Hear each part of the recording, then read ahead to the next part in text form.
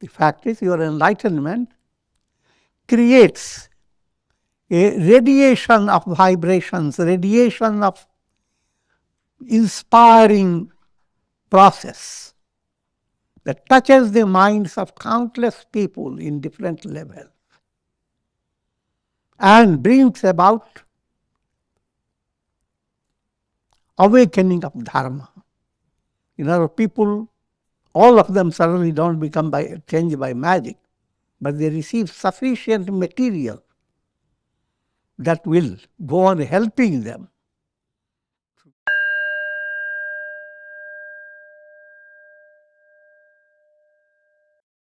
Om Purnamadaha Purnamidam Purnat Purnamudachyate Purnasya Purnamadaya Purnamevavashishyate Om Shanti Shanti Shanti.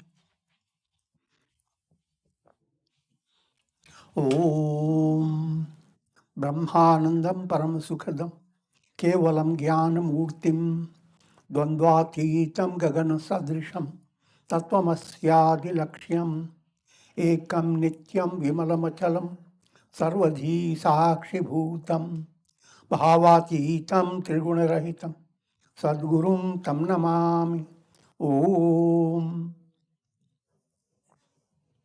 Adorations to Sadguru, who is Brahman, the giver of supreme bliss, embodiment of pure consciousness, one without a second, vast as the ether, infinite, eternal, beyond the three gunas and their modifications, the supreme preceptor. Yoga Vasistha, Upasama Prakarana, and sections we are dealing with are from 37 to 39.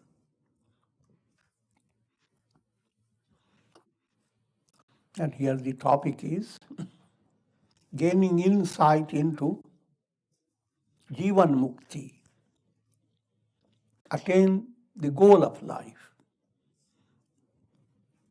But we have to attain the goal of life not after death, in your embodied state. And then what will happen to you if you have attained enlightenment? Will your body become a stone, stuck? You are radiating only peace, pass absolute. Or should you be experiencing the challenges of life like anybody else?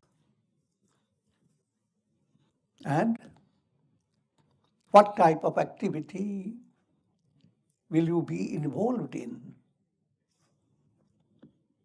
All this has to be well understood. Otherwise, mind takes an easy solution. Just attain enlightenment, I'm not the body, finished. Don't talk anymore. Body never. No, you have the body. You are enlightened while in the body. So now how are you handling all the bodily realities which continue and your being established in the goal? How to be the sky as well as cloud-related sky. These same clouds catch a piece of the sky, figurative language. And as the clouds move, the little circle of the sky also moves with them. If clouds have created the illusion that they have captured the sky, then what happens as the clouds move, you see the piece of blue also going along with the sky. But all that has nothing to do with the sky. In the state of ignorance, you are like this piece of the sky being moved by your karmic process. You are moving along with your Jivatma, individual soul. It's like the patch of blue constantly being dispatched.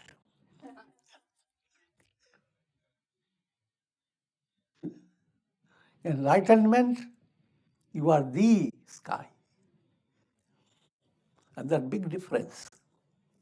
But in both cases, the looks in the sky remains the same. Clouds are still there. Some clouds are racing, some going this way, that way. Positive, negative, all is there. Only difference that now you are not a patch of blue, you are the infinite blue. So that's the big difference between state of ignorance and state of enlightenment. Appearance has not changed.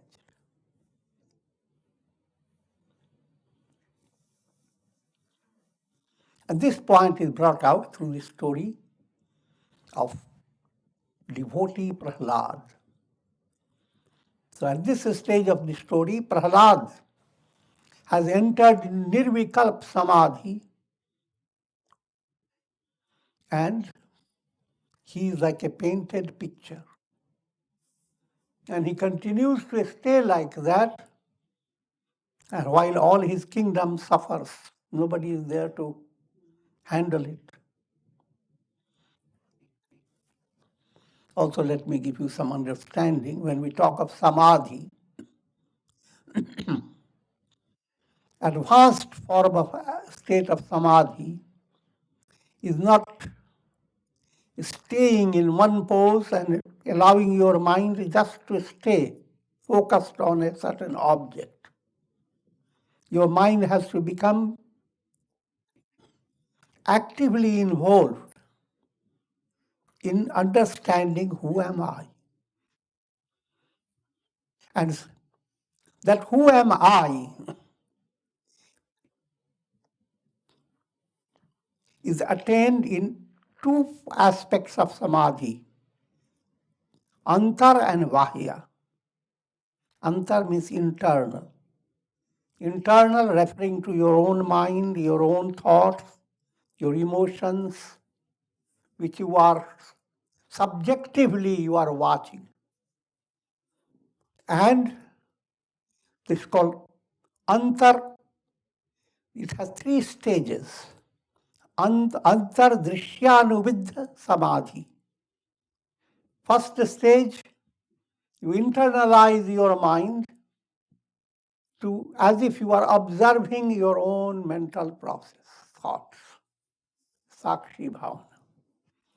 The whole mind has become drishya. You are the one watching and they are being watched. Next stage, sabdanuviddha samadhi. Now as you are watching, you are developing an insight that behind all the thoughts, what is reality behind your thoughts? Behind all the watching, the drama you watch in the cinema show, what's the reality behind them? I'm using ordinary illustration. The screen is the reality. So, even though your mind is observing all the mental contents and they are what they create, and yet staying the affirmation, I am Satchidananda, I am existence, knowledge, bliss, absolute. And behind every form of thought, the reality is that Satchidananda is the reality. Just like behind every experience in your dream, your own consciousness is the reality. So, you are using sabdanuviddha means you are using palabras, shabd, but based on scriptural understanding. The end result going this way, internalized. First observed your mind, next you created affirmation with deep insight that behind your thought process, behind your experiences of pleasure and pain, what is the common denominator? It's experience, not pleasure and pain. And how does the experience happen? Consciousness. That consciousness is the reality, that sabdanuviddha. Then you withdraw yourself. Just like when you practice yoga nidra, your body continues to have its problems. But while you are practicing it, you withdraw yourself and begin to experience a special type of exhilarating relaxation.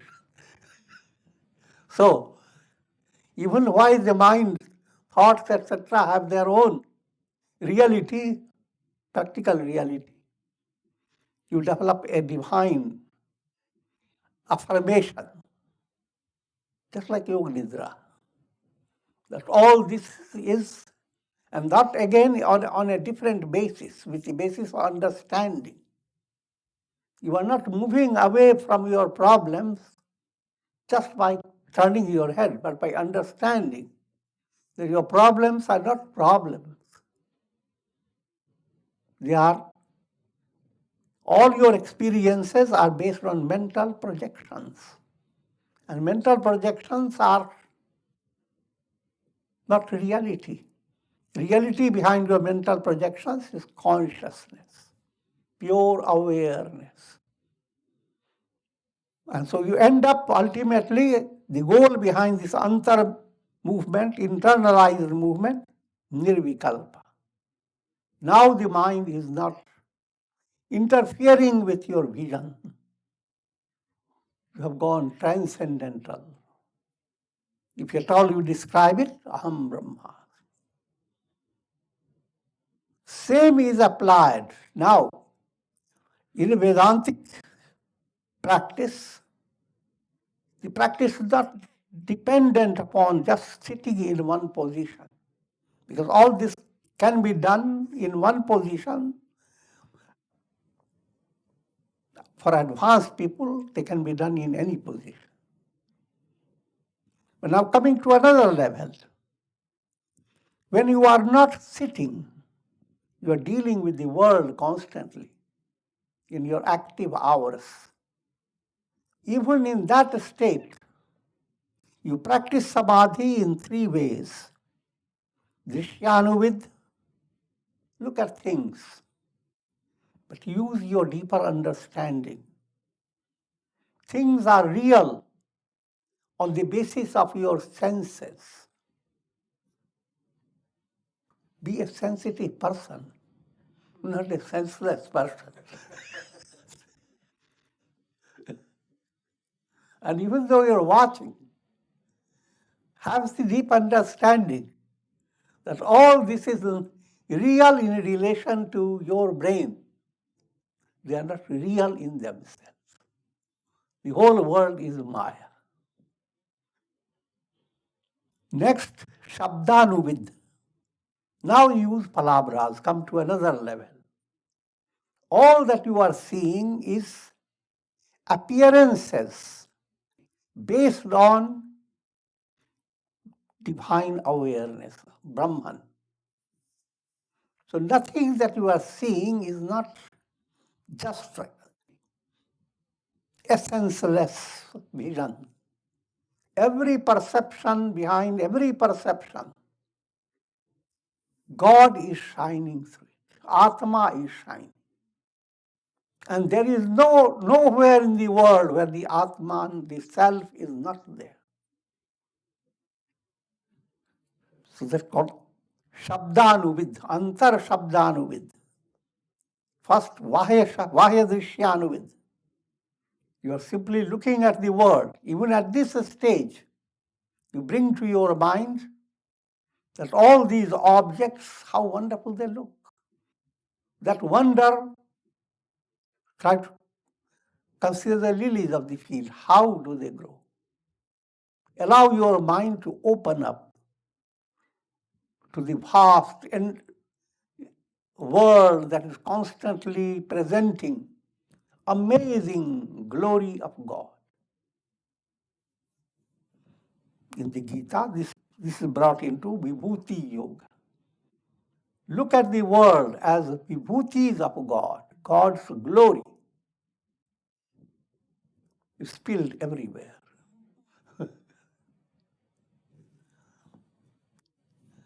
And coming to the next level, sabdanuviddha,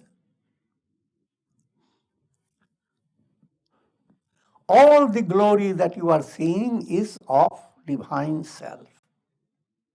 And that divine self is I am. So now you have put into another level. It's called sabdanuviddha. And then you go beyond the verbalization, nirvikalpa. So 6 forms of samadhi, 3 Bahya, 3 Antar, internal, watching your thoughts as a sakshi, having spiritual affirmation, who am I, with words, and entering into silence, an internalized movement leading you to samadhi. Externalized movement, looking at the world, and you are feeling joyous that these are Ghat Ghat Mein Hai Sai Ramata. In every name and form, God is there. You're not looking at a boring world.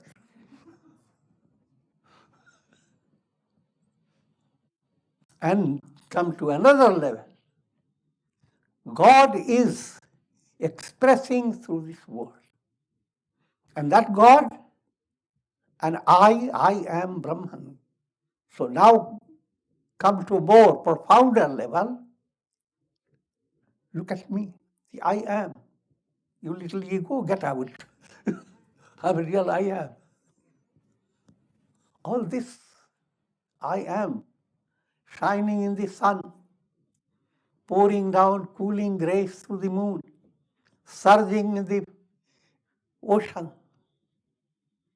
sustaining countless brahmandas, countless stars and planets, and many, many more, many things more. So, and all this now ends up nothing to say. Mind completely relaxes. And that state becomes your deeper identity, real identity. And that's called Jivanmukti. Figure that out. And all this I have said at the highest climax. Your movement is gradual. So you don't have to be upset if you don't get all of it. But this is the project before anyone who wants to be a Jivanmukti. Following the story now, in the absence of the king, chaos began to prevail in the kingdom. The weak were oppressed by the strong. Enemies began to destroy the cities, and the palatial buildings began to be demolished. This is a storyline, but what does it say? It means your enlightened state creates order and encourages all souls to follow the path of dharma. Yada yada hi dharmasya glanir bhavati bharat. Krishna says to Arjuna, whenever dharma diminishes, I incarnate. This I incarnation is not limited to avataras. It's everyone who attains enlightenment is an avataran of God. And his role is as to allow order to come in. Dharma should not go backward. In your purushartha, self-effort, you have dharma, artha, kama, moksha. Dharma must be the foundation of life's progress. If society chooses not to have dharma as the basis, but only material means, artha, by hook or by crook. More by crook than by hook. Then the world around you, suppose you are very enlightened, and the world around you is going into a torturous state. The fact is, your enlightenment creates a radiation of vibrations, radiation of inspiring process that touches the minds of countless people in different levels and brings about awakening of dharma. In other people, all of them certainly don't become changed by magic, but they receive sufficient material that will go on helping them through the example of the sage, through his teachings. You think of Shankaracharya, how many people have been inspired and continue to be inspired. Think of any divine enlightened sage. And the Shankaracharya says the world is absolutely false. Snake on the rope. And that he went on telling from one place to another. With a perfectly planned project.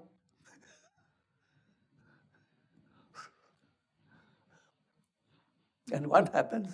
Surprisingly, followers of Shankaracharya, I'm talking about those who are not healthy, they stick to his words. You have nothing to do with the world. Just get to sannyasa. The world has nothing to do with you. Get away. Shankaracharya didn't teach that. He taught people with great interest to enlighten them. And he created centers that will go on helping people to understand the scriptures. The idea is one who attains that enlightenment, all is Brahman.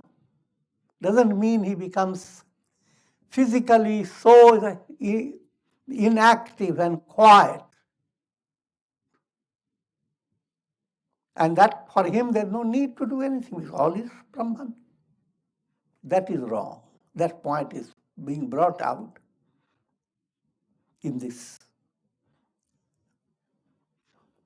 through the lips of Lord Vishnu himself.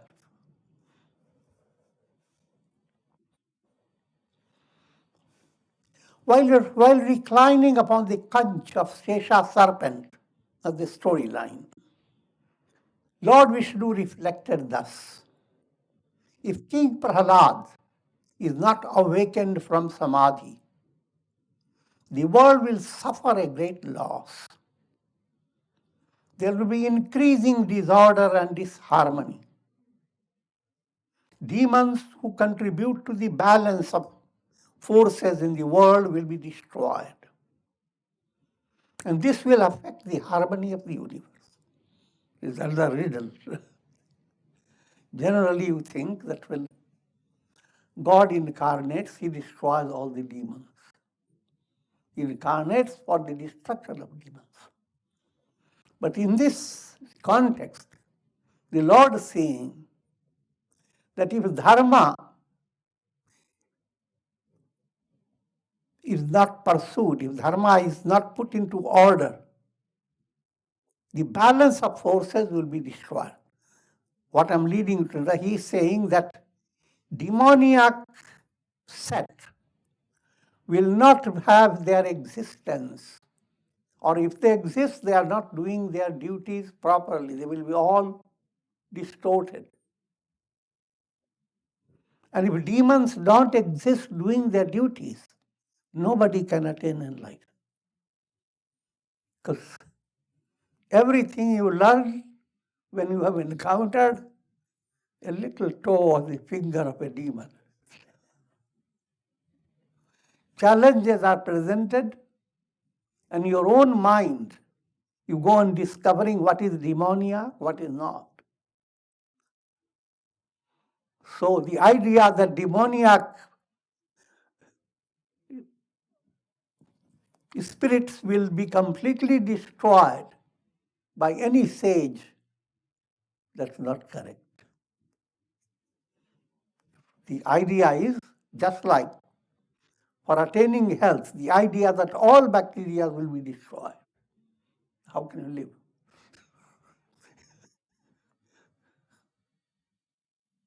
And bad bacteria must follow the science. Then they can be controlled.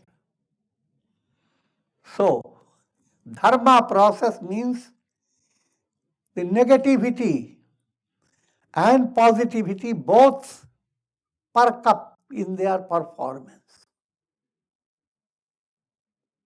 And automatically, if dharma becomes powerful as you lead it, the negativity begins to be sublimated. For one who has attained enlightenment, negativity is finished. But those who have not attained enlightenment, they need resistance before them for their progress. Even science says if you walk on the earth or any platform where there is absolutely no resistance, you will slip off endlessly.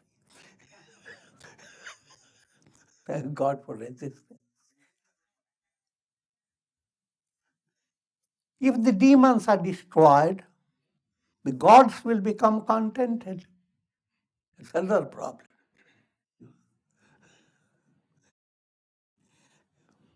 If you become contented by developing virtuous qualities, and allow your virtues for enjoying pleasures of the senses, that's where in that context God's terms have been used. That's the Swarga, heavenly gods. They are not interested in liberation. Their role is to go after bhoga, enjoyment. But the higher role of gods, while giving bhoga, enjoyment, they don't want to be captured and controlled by the demons. Virtue should not be controlled by negativity. So gods are always active because the negativity is around them. If that activity will not be there, gods will plunge into bhoga. That's what Lord Vishnu is saying. He's worried about demoniac race that is going to lose all its balance and all its culture. And if demoniac race doesn't perform their function, gods will lose their goal, their purpose. Heavenly gods are meant to communicate with human beings. Human beings offer their oblations. Gods pick up those oblations and they become stronger by the oblations. So even though heaven has lots of pleasure going on, they keep their head little higher, not sink in the ocean of pleasure. So without demons, gods become lazy. And if that happens, human offerings will have no fulfillment. Let me therefore awaken Prahlada from his samadhi. It took him so much. Being enlightened, he will perform his duties until the end of his prarabdha karma. That's a simple point. Yes. Jivanmukta continues to do his duty towards the world until his karma over. Then he becomes Videha Mukta. And while performing his duties, he will continue to abide in the boundless self. And though he goes on performing his duties in the world, he is beyond the world. Though he is possessing the body, he is videha, bodiless. That's what Janaka was called videha. Thus, having decided, Lord Vishnu, the deity pervading over the three worlds, appeared before King Prahlada. He was riding on the divine Garuda. Garuda bird is Lord Vishnu's bird. Garuda point I have explained to you. It's that type of strength that allows the soul to develop immense power. First stage of Garuda is Garva. You become proud of yourself. Pride again is not always bad. You are doing good things and a special pride enters. That's called Garva. And from that Garva comes Garuda. And Garuda and Guru again, they're all similar. So the same root letter is being highlighted in this context of Guru, Garva, Garuda. And that is the vehicle of Lord Vishnu. And from practical point, Garuda is a powerful bird, eagle bird, extremely powerful. Lord Vishnu blew on the conch, known as Pancajanya, and inspired King Prahlada to awaken into normal consciousness. All this is allegorical. Lord Vishnu now awakens Prahlada from slipping into complete inactivity. That's just to give a lesson to the people who are studying Yoga Vasistha. Consequently, like the rising Ganges, the pranas began to pulsate at the crown of his head. The Sahasrara chakra began to operate. And all the nectar from the Sahasrara chakra, like pouring of the Ganges, began to sweep over his whole personality. And soon they permeated the body of the King Prahlada. Just as a withering plant is revived with a shower of rain, so too King Prahlada's body was revived by the inflow of pranas. King Prahlada thus came to normal consciousness. Subtle point is what he was in was not normal. He was going a wrong way. To the awakened Prahlada, Lord Vishnu said, O monarch of the demons, there is no need for you to destroy this physical body. One who is enlightened doesn't court death. The question of death. First question is, it is not in your control. Death is bound to be for anyone who is embodied. But those who are not enlightened, death is a reality and constantly haunts the mind. To the enlightened, death is not a reality because it is not the body. If you are the body, yes, birth is a reality, death is a reality, growth is a reality, aging is a reality. But you are not the body, nothing of this is real. And you are enlightened only because you have realized I am not the body. So how can you be affected by death? For enlightened soul, death has no reality. For body, death is always real. You are meant to rule the world until the end of the present kalpa. That's a storyline. The real meaning behind it, you living in the body, you are ruling over the body. Ruling in the sense that body will not overpower you. Body will not handicap your power, progress, experience. And from practical point of view, the body of a sage becomes a powerful channel of presenting to the world the essence of all scriptures, more profoundly than the scriptures themselves. Teaching is as you see the pages of the book, and the teachings that you see expressing through the life of enlightened sages. It's a big difference. Continue performing your duty with the enlightened vision that all is the self.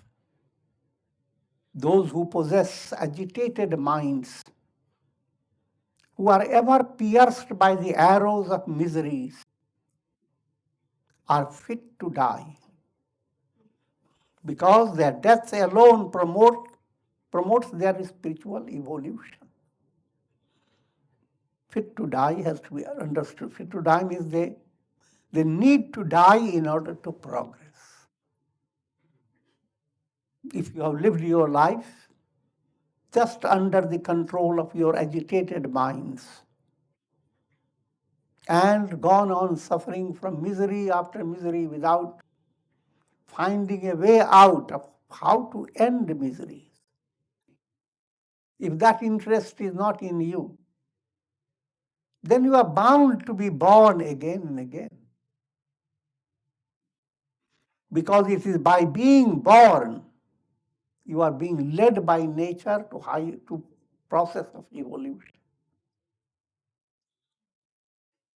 Those who believe that they are nothing but their physical bodies, who are identified with the mortal personality, they deserve to die. For in their case, death promotes their evolution. This whole section is presented in the form of a beautiful poetry. The rhymes with such a person deserves to die.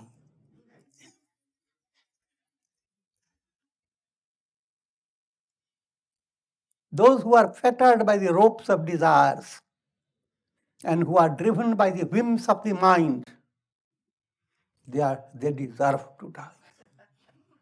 And who are being given also the subtle insight, what leads you to fear of death and what makes you suffer from abhinivesh klesha. That means death terrorizes everyone. And what's the cause behind it? The basic cause is avidya, kama, karma, three granthis, knots of the heart. Karmic granthi, you are led by karma. And karma-based experience is in the realm of time and space. And all that experience is kind of a mirage. Nothing is substantial. So karma granthi is removed by karma yoga. Kama granthi, you are constantly involved with lots of desires. Some desires are put into your box, some are active. But you are always dealing with kama, desires. And your goal is to be desireless. So as long as desires have not found their resolution, you have to live. Third granthi is called avidya, ignorance. As long as your mind is going after worldly knowledge, you are going to die because the world is not finished.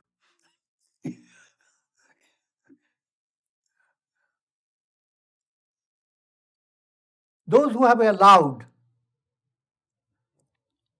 cravings to rob them of their discriminative wisdom. What happens when a mind becomes too involved with pleasures of the senses and increasing desires, because pleasures never satisfy you, mind develops more and more eagerness to have more objects of pleasure. Mind plays foxy role. So those who have allowed the cravings to rob them of their discriminative knowledge and who have been assailed by numerous afflictions, they deserve to die. Those who have allowed the creeper of their mind to entwine their consciousness with attachment and hatred, raga dvesha, they play such a big role that your consciousness is never normal. You are suffering from raga or from dvesha. But in order to be normal, you have to be in between, neither raga nor dvesha. Then your consciousness, your understanding goes after your real who am I. Otherwise, I am in you is waiting. False I am is dancing everywhere.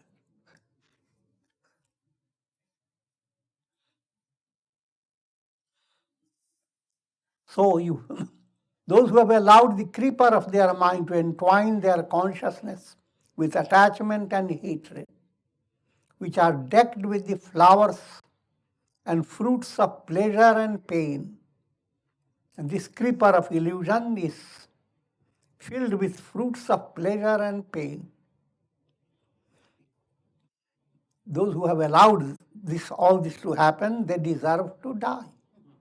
That's the rhyming, deserve to die. For death will lead to rebirth, and they will continue to reincarnate until they attain enlightenment. He's not being punished, but the divine plan is loving to the soul. You're not satisfied, didn't learn that lesson, all right, we give you another portion.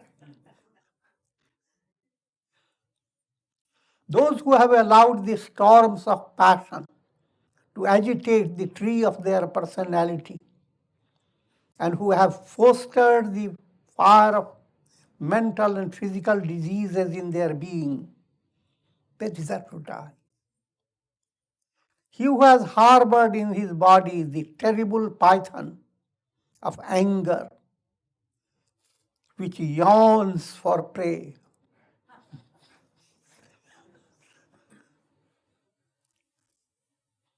he who maintains within his heart the hissing snake of desire, worldly desire, for him it is worthwhile to die.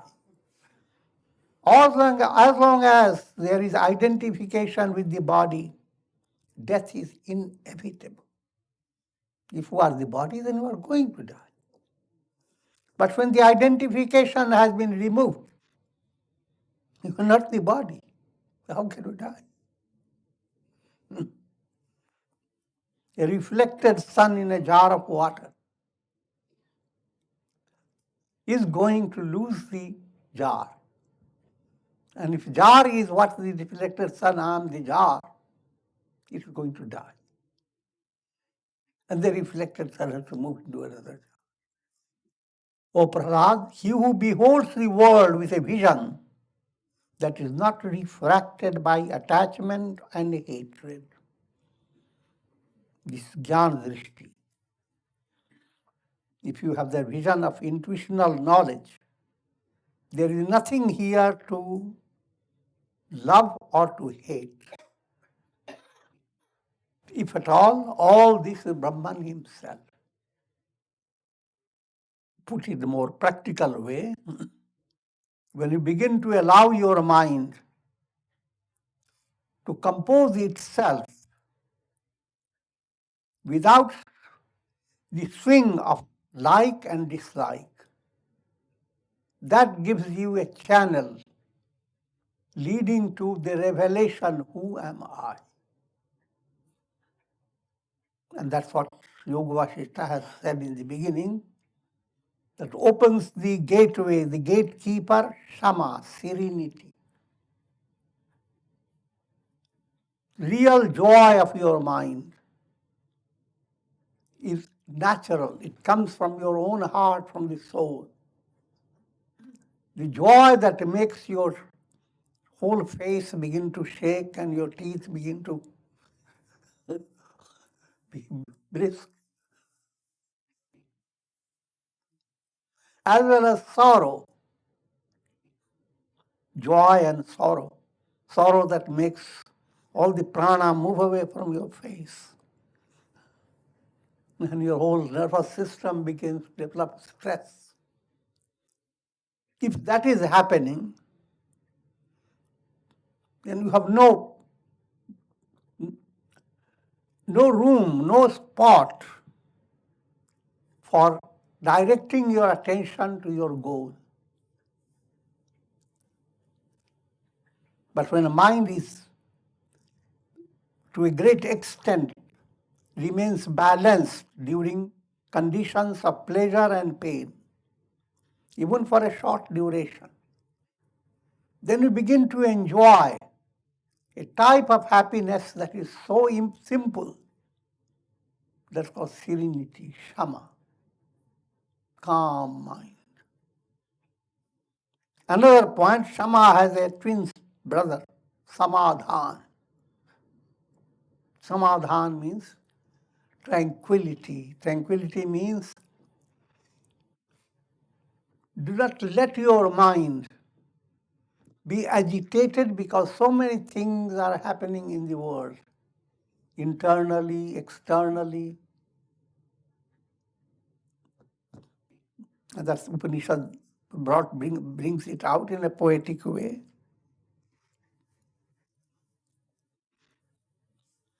Tapanto na nindyat tadvratam. It becomes too hot. Don't go on crying. This is so hot. It's so hot. Calm yourself. Go to your refrigerator. Sit in your room. And look through your window. All the trees are receiving immense energy from the sun.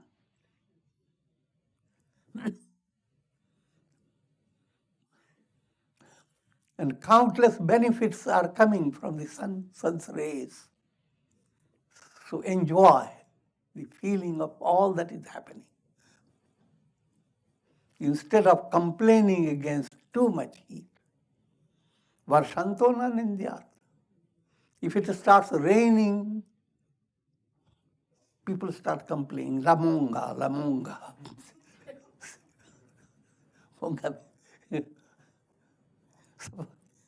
Suffering from flu.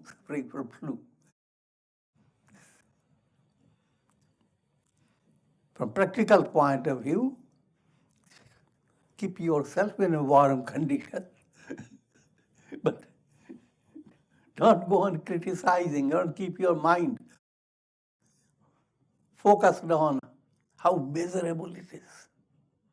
This cold has its own effect and it's needed for the world and so many things.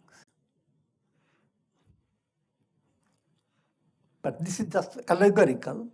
Any situation that seems to disturb you so much, stay quiet, understand, learn lesson from it, what has caused it, and a deeper understanding that every situation is an opportunity for you to discover your intelligence, your strength, an amazing act of grace. All this and Your being related to God becomes possible only through challenging circumstances. O Prahlada, he who beholds the world with a vision that's not refracted by attachment and hatred, for him there is no death. He deserves to live eternally, for he is the eternal self. Jivitam, yasya, sobhate. Now again, it's a set of poetic language rhyming with Jivitam, yasya, sobhate. Living for them is glorious. Their life shines. Those who possess these qualities of Jivanmukta, their life shines. Those who don't possess, they deserve to die.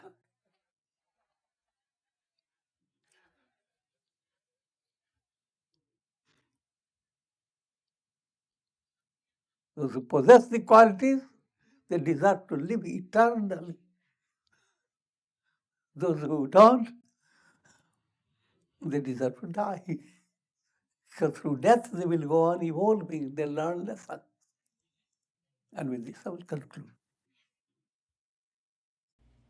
Om Purnamadaha Purnamidam Purnat Purnamudachyate Purnasya Purnamadaya Purnamevavashishyate Om Shanti Shanti Shanti